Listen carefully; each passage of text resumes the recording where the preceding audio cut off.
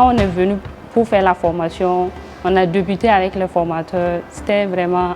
On a appris à démonter les téléphones, à monter. Moi, je ne savais même pas que dans un téléphone, il y avait des nappes, qu'on devait faire attention, de ne pas toucher les nappes, de gâter les nappes, que ça pouvait gâter quelque chose, je ne savais pas. Mais quand je suis venue pour faire la formation, il y a des trucs que j'ai appris et vraiment, ça me motive même de faire encore plus. Il faut se dire que la réparation de smartphones, c'est un métier d'avenir. En ce sens qu'aujourd'hui, on constate que dans chaque famille, on peut avoir au moins un smartphone. À l'échelle d'une ville, c'est important. Et à l'échelle d'un pays, vous imaginez ce que ça fait comme potentialité pour ces jeunes-là. Et côté aussi, quand j'ai commencé le stage, bon, c'était pas simple. Parce qu'il y a des femmes aussi, particulièrement les femmes, quand elles viennent te trouver, tu es en train de travailler. Il y a d'autres qui te disent non, ça, ma chérie, ça, c'est pas un travail pour une femme. Il faut laisser ce travail, tu retournes à la maison, prépare pour ta maman. Tu cherches un mari, tu cherches une foyer et puis tu te cases. Ça, c'est pas un travail pour une femme. Et ça, c'est pas simple.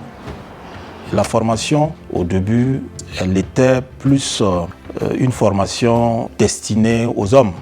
Mais de plus en plus, on constate que les femmes s'intéressent et c'est vraiment encourageant. Toutes celles qui se sont présentées à la formation ont montré leur aptitude à des compétences et qui montrent que la femme est même à l'aise, mieux à l'aise les hommes en matière de réparation de smartphones. Il y a des formateurs qui sont venus sur moi pour me présenter des filles à former. Donc ils m'ont présenté 2 filles, Ramatou et puis une. Voilà, mais Ramatou qui est resté avec moi durant toute son formation. Il y a eu une formation de 3 mois. Donc il a tout fait. Elle réussit à faire les choses, réparer les téléphones, à démonter, à changer les écrans, à changer les batteries. Bon, à réparer comment allumer, comment faire tout. Mais à l'installer aussi. Il y a d'autres, et par contre, quand les hommes viennent te trouver, tu es en train de travailler. Non, ils te motivent. Ma chérie, il faut persévérer. De nos jours, c'est vraiment très bien de voir une femme en électronique. Il faut persévérer. Donc, ça te donne encore la morale, ça te permet de continuer. Sinon, Ramatou, elle est très sérieuse. Quand on lui donne un travail comme ça, elle fait tout. Voilà, elle finit et puis elle me dit que c'est fini. Il n'y a même pas de problème là-bas. Voilà, je crois qu'elle peut évoluer. Bon, moi, avec cette formation, je vois l'avenir en grand, au fait.